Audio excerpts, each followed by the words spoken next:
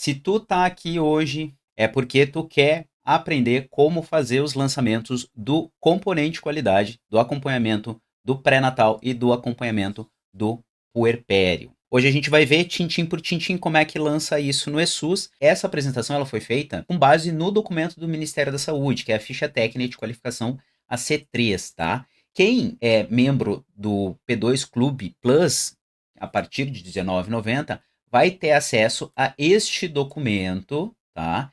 Que explica tintim por tintim como fazer os lançamentos de todas as boas práticas. É um documento longuíssimo.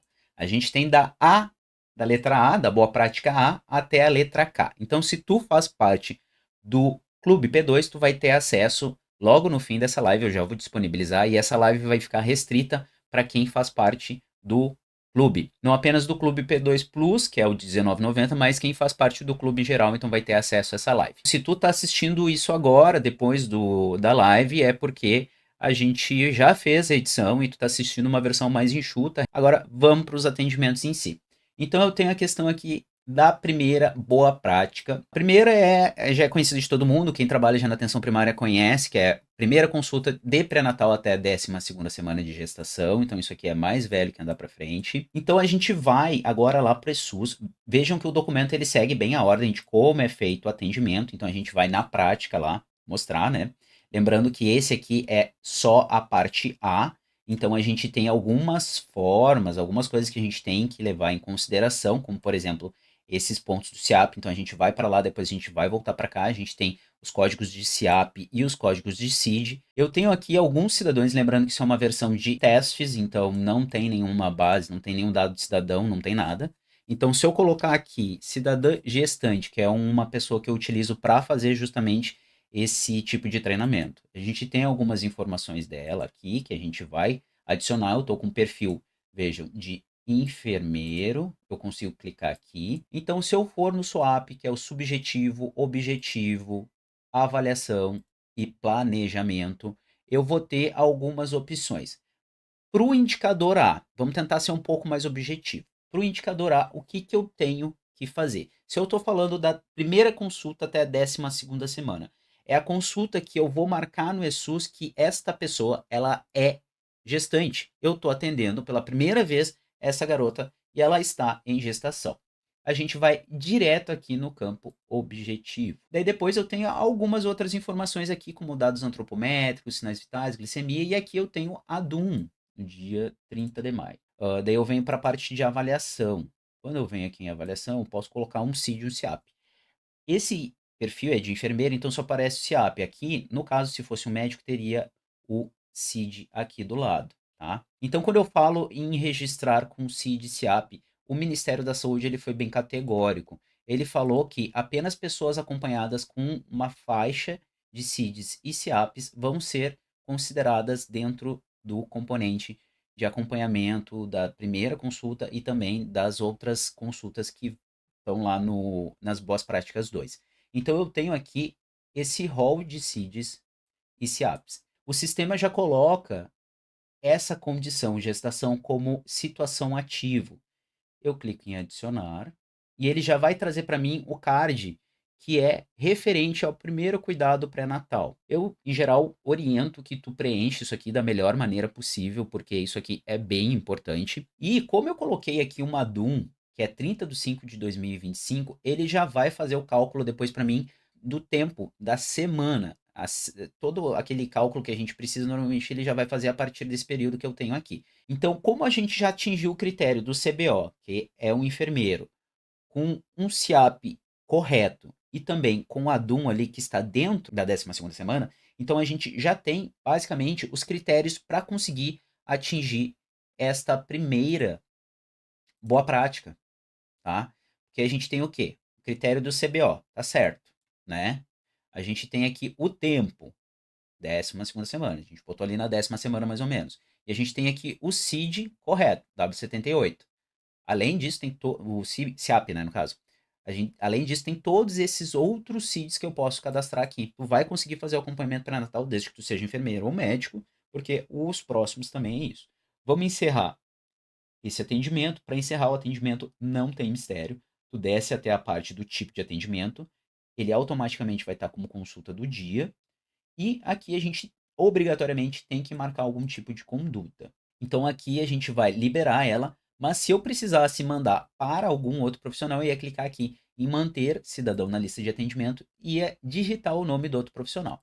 Não é o caso. Então vamos finalizar esse atendimento aqui. Agora, se eu registrar ela de novo e clicar em adicionar e for aqui, a gente já vai ter o card do pré-natal. Então eu tenho idade cronológica 6 semanas e 5 dias, eu tenho aqui uma DPP provável, e aqui tu consegue ver, por exemplo, a contagem de consultas. A primeira já foi. Se a gente for observar o item B, ele fala em 7 consultas durante o período de gestação. Além disso, a gente pode juntar a boa prática B com a boa prática C e D, porque se eu sei que são 7 consultas, eu realizei a aferição de pressão arterial e o peso e a altura, eu posso utilizar os próximos atendimentos para fazer também o registro de todas essas boas práticas. Lembrando que toda vez que ele fala em atendimento, eu obrigatoriamente tenho que estar fazendo atendimento com o médico e o enfermeiro, isso é categórico. Se não for esses CBOs, que normalmente são cadastrados, isso é super certo, são os CBOs que são aceitos pelas equipes de atenção primária, não vai valer. Então, se eu voltar para o SWAP,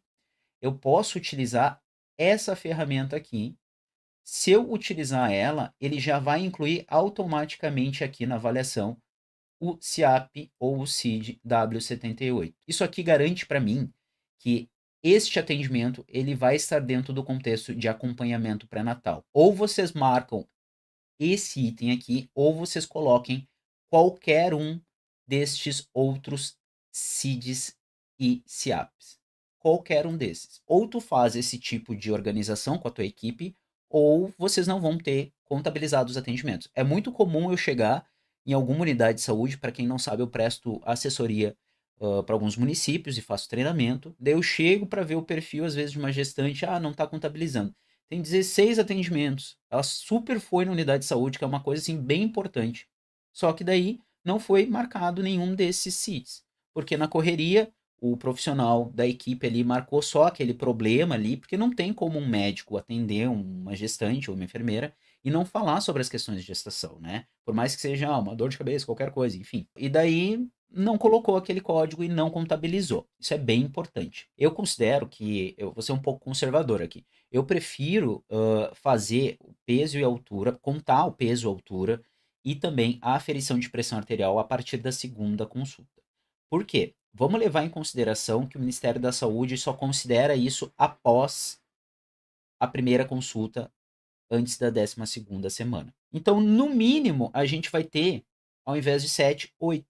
Né? A gente vai ter, se ele considerou aquela primeira consulta, a gente vai ter uma a mais, para conseguir atingir em plenitude esses indicadores, porque não ficou explícito no documento orientativo do Ministério da Saúde se tem que ser uma contando a primeira consulta ou tem que ser as 7 a partir da segunda, que são essas outras 7, tá? A boa prática C e D, o que o Ministério pede? Pelo menos 7 registros de pressão arterial durante o período da gestação.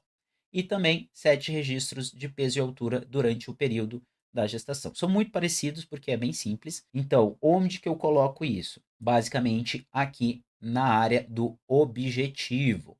Se eu for aqui em antropometria em sinais vitais, eu até já tinha mostrado, eu posso colocar o peso e a altura dela. Então, vamos colocar assim, 75 e altura 1,70. Então, eu vou ter sobrepeso e pressão arterial 120 por 80.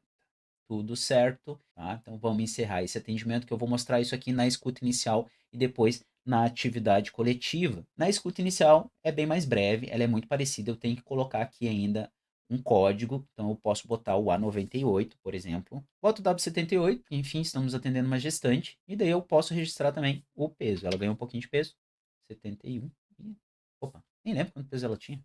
E aqui uma PA, 120 por 80 ainda. A pressão não está galopante. E como é que eu registro isso numa atividade coletiva? A atividade coletiva, a gente tem um módulo novo, que é este aqui. Isso aqui, nossa, tá todo mundo amando. Todo mundo que eu falo nos municípios, assim, tá, tipo, adorando. Todo profissional de saúde ama de paixão essa ferramenta. Ficou muito boa. O pessoal da Brid está de parabéns. Então, se eu for registrar o peso e altura do acompanhamento do pré-natal, eu vou em atividade em saúde, registrar atividade em saúde. Automaticamente eu tenho toda uma parametrização, lembrando que eu estou como técnico e, teoricamente, pela nota informativa do Ministério da Saúde, os técnicos podem registrar isso, tá? Onde, como é que eu sei? Bom, a gente tem aqui explicitamente o documento falando o seguinte: considera os procedimentos realizados conforme tabela de sistema de aquilo que eu li para vocês, supracitados na linha C e D. Depois eu tenho a parte da atividade coletiva. Modelos de informação da atividade coletiva, considera essa atividade coletiva realizada por Cadastro Nacional de Saúde, identificado de profissional e cidadão, alocado conforme códigos das equipes descritas. Então, o que, que eu tenho na linha C e D? A linha C e a linha D. Eu tenho aqui os técnicos de enfermagem e auxiliares de enfermagem, tá? Então, tanto os técnicos quanto outros profissionais podem realizar. Vamos aproveitar que a gente já está com o técnico e a gente vai inserir com ele. Vou colocar uma data aqui, marcar um turno, é obrigatório. Todos os campos que têm um asterisco vermelho é obrigatório? Sim, é isso aí, essa é a lógica. Vou adicionar aqui um total de participantes deste grupo de gestantes. Vejam bem, é uma oportunidade.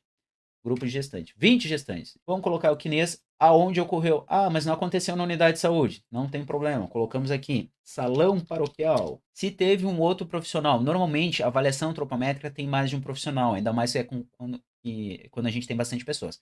Adiciona aqui, então eu vou para a parte que eu vou marcar aqui, que vai possibilitar que eu diga para o Ministério da Saúde que isso foi um atendimento de antropometria. Eu tenho aqui a opção de avaliação e procedimento coletivo. Isso aqui dá para nós a possibilidade de colocar uma prática em saúde. E veja quem está aqui, antropometria. Então eu coloco aqui público-alvo, tem a opção gestantes, aproveito e marco também. O Ministério da Saúde poderia ter colocado naquele documento, nesse aqui, ó, por exemplo, aqui na parte de atividade coletiva, a população marcada como atividade gestante, entendeu? Mas eles não colocaram. Então a gente vai ser o que? Preciosista para fazer o preenchimento mais completo possível. Aqui eu adiciono a minha gestante e coloco o peso dela. Agora eu lembro que é 71 quilos. 1,75. E clico em adicionar. Então eu vou adicionando uma por uma e clico em salvar. Visita domiciliar. Por que, que eu sei que tem a visita domiciliar? Porque o Ministério da Saúde aceita agente comunitário de saúde ou técnico em agente comunitário da saúde. Como é que eu registro isso no ESUS? Então eu venho aqui na opção CDS, visita domiciliar e territorial. Porque quando eu clicar aqui, ele vai possibilitar que eu cadastre todas as fichas sequencialmente. Vamos colocar uma data aqui dessa visita. Daí, quando eu coloco essa informação aqui, ó, eu tenho a opção de adicionar várias pessoas naquele dia. Isso corresponde ao dia do trabalho. Então, eu tenho que pegar o CPF e a data de nascimento. Porque se a informação tiver errada aqui, o CPF ou a data de nascimento, isso vai subir errado. Porque ele não faz a validação aqui. Eu posso colocar qualquer CPF com qualquer data de nascimento. Então tem que estar certo, 100% certo. O agente comunitário de saúde tem que marcar aqui o turno da visita, a microárea, se o domicílio ele era o tipo do imóvel, né, se é domicílio, comércio, etc, etc. Observe que a opção gestante aqui, ela está desmarcada, ela só vai aparecer se eu marcar em feminino ou se eu marcar indeterminado. E eu coloco aqui acompanhamento gestante. Esse acompanhamento nesse momento e marcar gestante, a gente já vai estar adiantando uma boa prática lá da frente, que fala que o agente comunitário de saúde ele tem que fazer visitas dentro do período de gestação. Então aqui colocando essa opção, eu já consigo adiantar essa outra boa prática. E aqui eu tenho a opção de marcar os dados antropométricos. Então vamos botar aqui de novo. Ela ganhou um pouquinho de peso, foi para 72, 175. Daí eu tenho também a opção da PA. E daí, por último, tem que clicar em visita realizada. Confirmar, ó. Lembra que eu falei que ele deixa eu botar várias fichas? Então, adicionar, daí eu boto uma outra ficha. Só vai validar se clicar em finalizar registro. É muito importante isso. Somente após clicar em finalizar registro que vai validar. Finalizou, pronto, tá aqui. Então são 3 visitas domiciliares do agente comunitário de saúde. A gente acabou de simular aqui. Então, só frisando que a gente obrigatoriamente tem que marcar a opção gestante no acompanhamento. Essa aqui é a cara do ESUS território, tá? Então, se não marcar essa opção aqui, gestante, não vai validar a visita territorial do agente comunitário de saúde. Isso vale para o aplicativo, e isso também vale para o ESUS, que eu acabei de mostrar para vocês, tá? Então tem a opção gestante aqui que tem que marcar. Basta fazer isso? Sim, basicamente. Se não quiser fazer o peso e altura, se não quiser fazer o registro da PA, é basicamente isso. F. Registro de doses da DTPA a partir da 20ª semana. Cidadã gestante. E clico em vacina e adicionar. Realizar vacinação. Agora eu já consigo realizar a vacinação da DTPA. Lembrando que tem que ser a partir da 20ª semana. Então, aqui vamos fazer de conta que ela está na 20ª semana. Clico aqui e eu vou ter a caderneta vacinal. Percebo que ela até já tem aqui ó, um reforço. Né? Eu estava dando treinamento esses dias. Quem não sabe, eu faço treinamentos também. Faço consultoria, mentoria. Então, se tu está interessado em fazer treinamento com a tua equipe ou precisar de uma mentoria para trabalhar com isso aqui da melhor forma possível, pode entrar em contato comigo. Para registrar é muito simples, tá? A gente é só clicar num desses quadradinhos aqui. Por exemplo, a DTPA adulto, vamos registrar essa aqui, a primeira dose. Eu posso fazer transcrição caso não tenha informação lá no SIPNI, na RNDS. A gente vai clicar em aplicar. Ao clicar em aplicar, eu tenho a opção de rotina. Eu coloco aqui, por exemplo, gestante.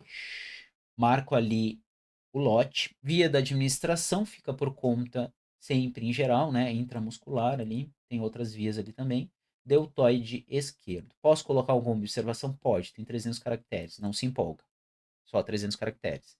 Salvar. E a gente vai para a boa prática G, que fala que deve ter um registro de teste rápido ou exames avaliados de sífilis, HIV e a novidade, que é hepatite B e C, realizado no primeiro trimestre. Frisando essa parte do primeiro trimestre, porque a gente vai juntar a informação com a próxima boa prática, que é a boa prática H, que fala que eu tenho que ter de sífilis e HIV no terceiro trimestre. Então a gente tem sífilis, HIV, hepatite C e hepatite B no primeiro trimestre. E no terceiro trimestre eu tenho sífilis e HIV, respectivamente. Como é que eu faço o registro desses testes rápidos? A gente tem que colocar aqui em adicionar resultados dos exames, tá? Teste rápido para detecção de HIV no gestante pai parceiro. Eu posso botar negativo, não reagente, reagente, positivo, enfim, fica a critério de vocês. Ele em geral vai dizer esse código aqui, ó, CDS, código tal. A parte que eu mostrei agora há pouco é da avaliação. Para fazer a solicitação de exames, a gente tem que descer até o final do swap. Vai aparecer aqui a opção prescrição de medicamentos e ao lado vai ter a opção de solicitação de exames e procedimentos. Quando a gente clica aqui, tem a opção de adicionar exame comum. Aqui a gente pode ver que já tem várias opções pré-definidas, isso é normal do ESUS. Então, no primeiro trimestre aqui, a gente já tem vários exames, incluindo pesquisa de anticorpo, tá?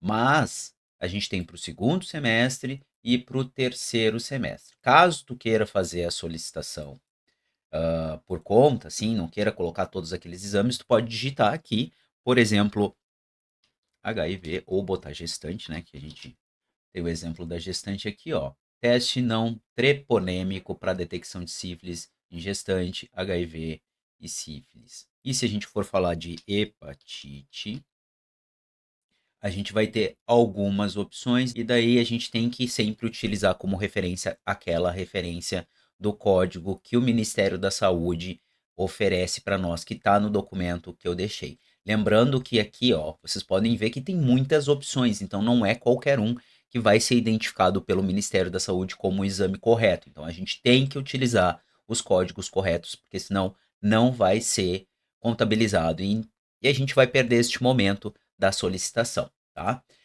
Vamos selecionar aqui então essa opção do terceiro trimestre. Então aqui a gente vê ó, que tem, por exemplo, o teste de sífilis no terceiro semestre e o teste de HIV. Ó, colocando ao lado a lado a gente consegue comparar. Então a gente tem aqui o teste de anticorpos anti-HIV. O início do código é 02 e o final 300.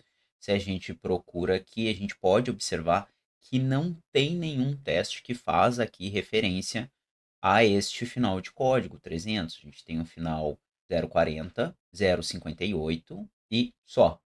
Então, o que seria adequado é este código aqui. Esse aqui não contaria lá pro exame de sífilis e HIV O de sífilis que tem aqui é o final 082. Esse sim contaria, ó, teste rápido de sífilis na gestação, 082, tá? Então a gente teria que trocar apenas esse aqui e colocar o teste de HIV, teste rápido para detecção de HIV na gestante. A gente pode copiar aqui e adicionar que vai ter essa opção, ó, final 040. Aí sim, pronto, a gente fez a adequação necessária. E a gente vai para I. Aí fala que tem que ter pelo menos uma consulta presencial ou remota, tá? De profissional, médico ou enfermeiro realizado durante o puerpério. O puerpério, tecnicamente, ele é o período logo após o fim do acompanhamento pré-natal. Então, a gente tem um período de 42 dias após o parto que categoriza o puerpério. Como é que eu registro isso no ESUS? Basicamente assim, a gente tem esses códigos que dão um desfecho do acompanhamento pré-natal. Todos esses códigos aqui, SIAP ou CID, eles finalizam o acompanhamento pré-natal. Então, se eu for ali na nossa gestante colocar W82, W83 ou algum CID desses, W90. Parto sem complicações. Botei aqui e eu coloco, sempre oriento para colocar como resolvido. Porque o parto ele não é ativo, não está acontecendo. Ele resolveu uma situação. Então, vamos marcar como resolvido. E clico em adicionar. A partir disso, ele traz essa outra caixinha aqui, que é encerrar gestação. Essa opção aqui, ele pede a data do desfecho. Então, isso identifica para o sistema que ele vai parar de fazer o acompanhamento pré-natal.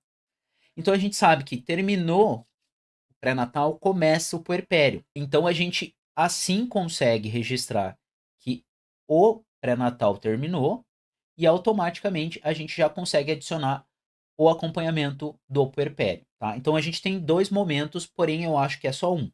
Então vamos pensar que no futuro o Ministério da Saúde corrigiu aquela nota informativa e a gente com certeza tem a certeza de que todos esses códigos aqui que encerram, que dão o desfecho do pré-natal, eles vão contabilizar pro puerpério. Então a gente sabe que é só uma consulta que a gente vai ter que fazer. A consulta para encerrar o puerpério já vai ser a consulta do acompanhamento puerperal. Mas por enquanto a gente se organiza para fazer duas consultas. A consulta que eu vou encerrar e depois uma outra consulta para contabilizar, porque não ficou explícito. A gente tem a parte da visita do agente comunitário de saúde.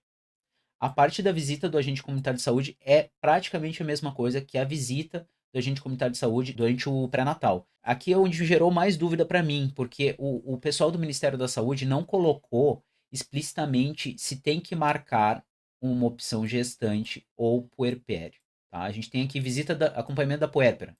Teoricamente, deveria ser marcado visita da puérpera, mas eles não colocaram. Pelo contrário, na nota informativa, vou até mostrar para vocês não dizerem que eu estou mentindo, tá? A nota informativa fala o quê?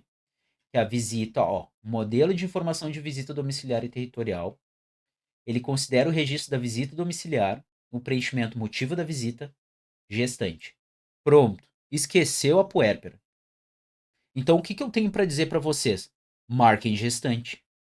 Se ele considera só esse tipo de ficha, marquem gestante e puérpera, os dois juntos.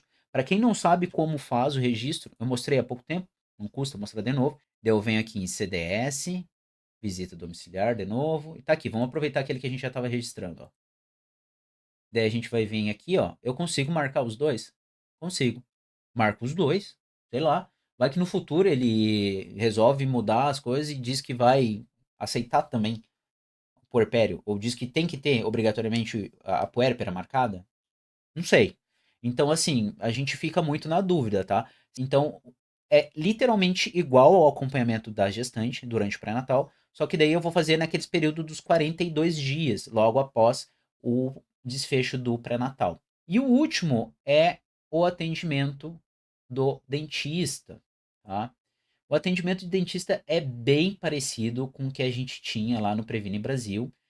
Daí, aqui tem uma coisa que, de novo, ficou em dúvida com a nota informativa do Ministério da Saúde. Por quê? Quando ele fala da ficha do atendimento do dentista, ele diz o seguinte: e a ficha de atendimento da odontológica individual. Ele considera o registro de atendimento odontológico individual, desde que realizado por um profissional de saúde bucal. Perfeito. Ótimo. Profissional de saúde bucal. Aí tudo bem. Só que nas opções Percebam isso. Nas opções do SIGTAPs de procedimentos, eu tenho o seguinte SIGTAP. Primeira consulta odontológica programática. Se tem isso aqui, olha, eu tendo a ser de novo conservador e falar para o meu dentista no atendimento, marque esta opção, primeira consulta. Pronto. Óbvio, se é a primeira vez que a gestante está vindo, lembrando que esse, que é o K, a boa prática K, ela é específica da gestante, ou seja, a gente teve aí a J, que foi puérpera, e daí depois volta para a gestante. Se é a primeira consulta da gestante, por óbvio, eu tenho que marcar a primeira consulta. Mas mesmo assim, fica meio implícito de que tem que ter a geração desse SIGTAP no atendimento do dentista. Então, sendo um pouquinho conservador, eu oriento normalmente, ó, clica ali em primeira consulta. Quero falar para vocês que cada uma dessas ações dá um ponto, né? Então a gente tem aqui a A que dá 9 pontos, 10 pontos, 9 pontos e por aí vai até chegar a 100, mais ou menos, tá? Então, isso é que vai definir como é que vai ser a pontuação da equipe lá para o Ministério da Saúde, se ela vai receber mais dinheiro ou menos dinheiro. Então, pessoal, ficamos por aqui. Agradeço a quem acompanhou. Lembrando que esse documento já vai estar disponível para quem é membro do Clube P2 Plus ali. Eu vou colocar o documento, o link dele aí para quem quiser acessar. E um abraço a todos e tchau, tchau.